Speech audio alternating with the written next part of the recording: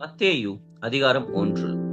ஆபிரகாமின் குமாரனாகிய தாவீதின் குமாரனான இயேசு கிறிஸ்துவினுடைய வம்ச வரலாறு. ஆபிரகாம் ஈசாக்கை பெற்றான். ஈசாக்கு யாக்கோபை பெற்றான். யாக்கோபு யூதாவையும் அவன் சகோதரரையும் பெற்றான். யூதா பாரேசையும் சாராவையும் தாமாரினிடத்தில் பெற்றான். பாரேஸ் எஸ்ரோமை பெற்றான். எஸ்ரோம் ஆராமை பெற்றான். ஆராம் அமினதாபை பெற்றான்.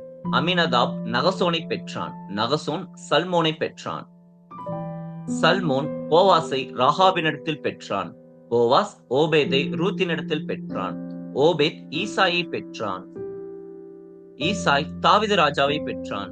தாவீது ராஜா உரியாவின் மனைவியாய் இருந்தவளிடத்தில் சாலமோனை பெற்றான். சாலமோன் ரெகோபெயாமை பெற்றான். ரெகோபெயாம் அபியாவை பெற்றான். அபியா ஆசாவை பெற்றான். ஆசா யோசபாத்தை பெற்றான். யோசபாத் யோராமை பெற்றான். யோராம் உசியாவை பெற்றான். உசியா யோதாமை பெற்றான். யோதாம் ஆகாஸை பெற்றான். ஆகாஸ் எசேக்கியாவை பெற்றான். எசேக்கியா மனாசேயை பெற்றான். மனாசே ஆமோனை பெற்றான். ஆமோன் யோசியாவை பெற்றான். பாபிலோனுக்கு சிறைப்பட்டு போகும் காலத்தில் யோசியா எகோனியாவையும் அவனுடைய சகோதரரையும் பெற்றான். பாபிலோனுக்கு சிறைப்பட்டு போன பின்பு எகோனியா சலாத்தியேலை பெற்றான். சலாத்தியேல் சொரபாபேலை பெற்றான். சொரபாபேல் அபியூதை பெற்றான். அபியூத் எலியாக்கீமை பெற்றான். எலியாக்கிம் ஆசோரை பெற்றான். ஆசோர் சாதோக்கை பெற்றான். சாதோக்கு ஆக்கீமை பெற்றான். ஆக்கீம் எலியூதை பெற்றான். எலியூத் எலையாசரை பெற்றான். எலையாசார் மாத்தானை பெற்றான். மாத்தான் யாக்கோபை பெற்றான். யாக்கோபு மரியாளுடைய புருஷனாகிய யோசேப்பை பெற்றான். அவளிடத்தில் கிறிஸ்து எனப்படுகிற இயேசு பிறந்தார்.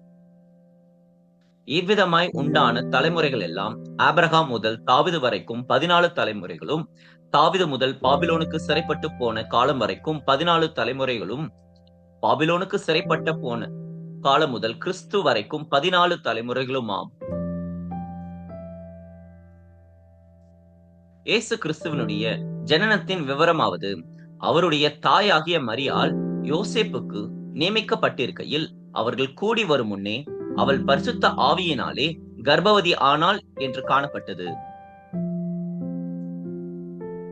அவள் புருஷனாகிய யோசேப்பு நீதிமானாய் இருந்து அவளை அவமானப்படுத்த மனதில்லாமல் ரகசியமாய் அவளை தள்ளிவிட யோசனையாய் இருந்தான்.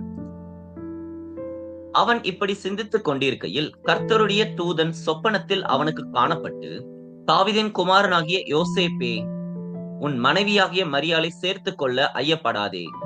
அவளிடத்தில் உற்பத்தியாயிருக்கிறது பரிசுத்த ஆவியினால் உண்டானது. அவள் ஒரு குமாரனை பெறுவாள். அவருக்கு இயேசு என்று பெயரிடுவாயாக. ஏனெனில் அவர் தமது ஜனங்களின் பாவங்களை நீக்கி அவர்களை இரட்சிப்பார் என்றான். தீர்க்கதரிசியின் மூலமாய் கர்த்தராலே உரைக்கப்பட்டது நிறைவேறும்படி இதெல்லாம் நடந்தது. அவன், இதோ ஒரு கன்னிகை கர்ப்பவதியாகி ஒரு குமாரனை பெறுவாள். அவருக்கு இம்மானுவேல் என்று பெயரிடுவார்கள் என்று சொன்னான். இம்மானுவேல் என்பதற்கு தேவன் நம்மோடு இருக்கிறார் என்று அர்த்தமாம். யோசேப்பு நித்திரை தெளிந்து எழுந்து கர்த்தருடைய தூதன் தனக்கு கட்டளையிட்டபடியே தன் மனைவியை சேர்த்து கொண்டு அவன் தன் முதற் பேரான குமாரனை பெருமளவும் அவளை அறியாதிருந்து அவருக்கு இயேசு என்று பெயரிட்டான். ஆமென்.